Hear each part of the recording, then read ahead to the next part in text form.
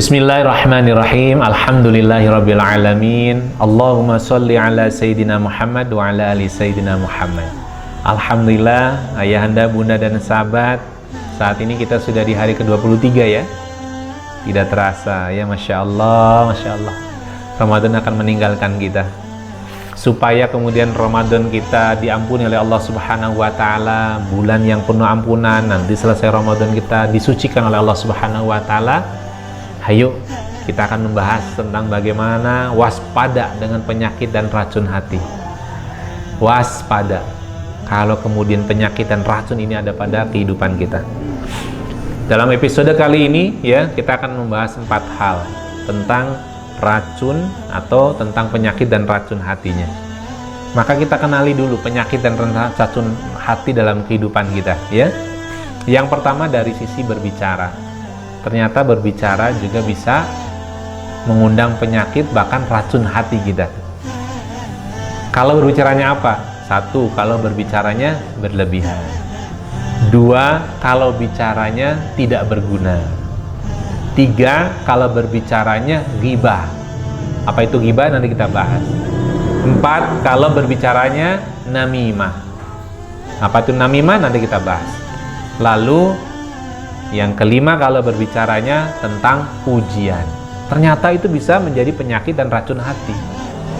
Nah, yang lainnya kita akan bahas di episode berikutnya. Paling tidak dari hari 23, nanti hari 25, 27 sampai 29, kami dari Pintar Peduli, saya Lili Komedia akan mengajak ayahanda, bunda dan sahabat untuk mengenali penyakit dan racun hati dari sisi berbicara saja dulu ya, sebagaimana dalam bukunya Syekh Ahmad Farid ini. Sekarang kita masuk bahwa semua dosa itu sejatinya menurut Syekh Ahmad Farid ibarat racun bagi hati, serta faktor yang bisa menyebabkan sakit dan rusaknya hati kita.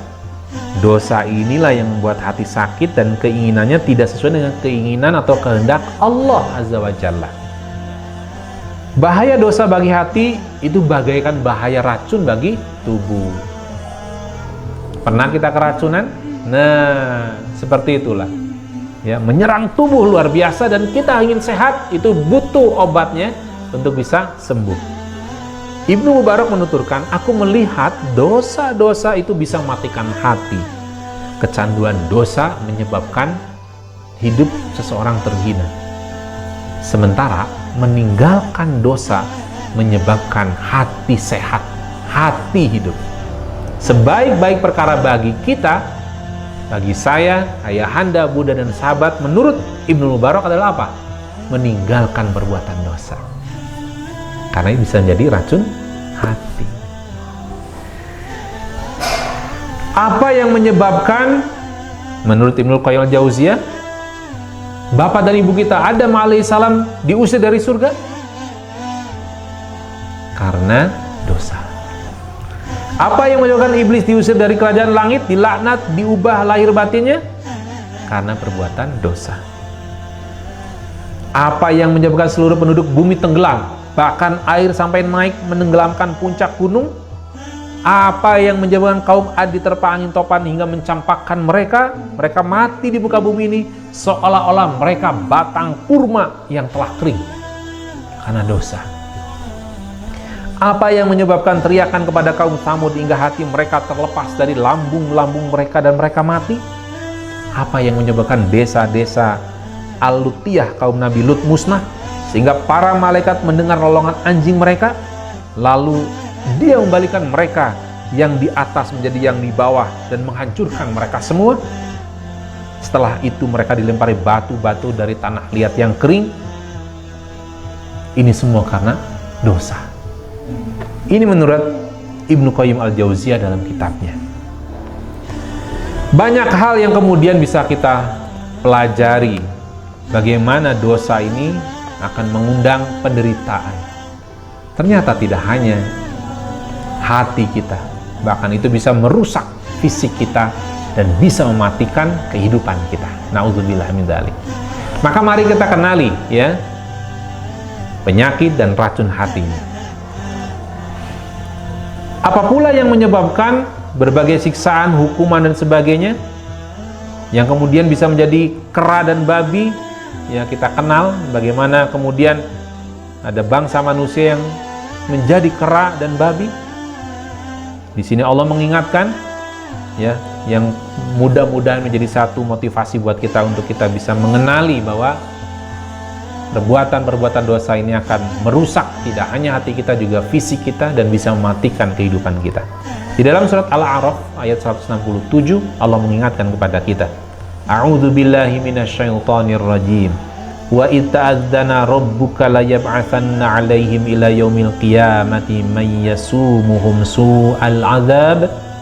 Inna rabbaka lasari'ul 'iqab wa innahu laghafurur rahim. Dan ingatlah ketika Rabbmu memberitahukan bahwa sesungguhnya Dia akan mengirim kepada mereka orang-orang Yahudi sampai hari kiamat, orang-orang yang akan menimpakan kepada mereka azab yang seburuk-buruknya.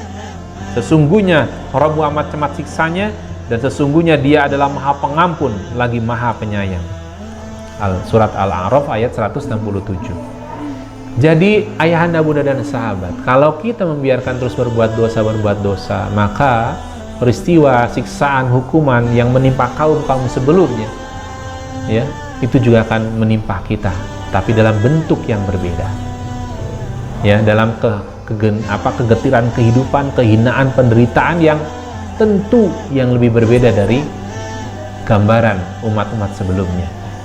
Namun sebagai pengingat buat kita bahwa Syekh Ahmad Farid mengajak pada kita, di antara dampak perbuatan dosa dan maksiat ialah bantuan kepada musuh yang buat mereka kuat melawan pelaku dosa dan maksiat. Jadi kalau kita punya musuh apakah musuh keluarga, apakah musuh usaha, atau musuh hidup bermasyarakat, musuh kita itu akan dikuatkan oleh Allah seiring dengan perbuatan dosa dan maksiat kita. Naudzubillah min dzalik. Jika kita pengusaha, maka usaha kita akan gampang dijatuhkan oleh musuh-musuh kita. Bisa jadi orang terdekat kita, bisa jadi keluarga kita, bisa jadi siapa saja yang kita kenal, bahkan yang tidak kita kenal. Naudzubillah min dzalik. Yang kedua, menyebabkan seorang hamba berani melawan padahal sebelumnya ia tidak berani. Ayo. Jika dilakukan terus-menerus, perbuatan tersebut bisa menutup hati hingga akhirnya pelaku dosa termasuk orang-orang yang lalai. Sebagaimana ungkapan sebagian ulama salaf mengenai firman Allah Azza wa Jalla dalam surat Al-Mutaffifin ayat ke-14. A'udzu billahi minasyaitonir rajim. Kalla bal wana ala qulubihim ma kanu yaksibun. Sekali-kali tidak demikian. Sebenarnya apa yang selalu mereka usahakan itu menutupi hati mereka. Nauzubillah min dzalik. Nauzubillah min dzalik. Ayahanda, bunda dan sahabat, semoga gambaran sederhana dan sedikit ini bisa mengoreksi perilaku kita dengan dosa dan maksiat. Karena itu akan menjadi penyakit buat hati kita, bahkan tidak hanya penyakit, itu menjadi racun hati kita. Ketika hati kita kotor, hati kita teracuni, apa? Tubuh kita pun akan teracuni. Dan akhirnya apa? Naudzubillah min dzalik. Itu bisa mematikan semangat ibadah kita, semangat taat kita kepada Allah Subhanahu wa taala.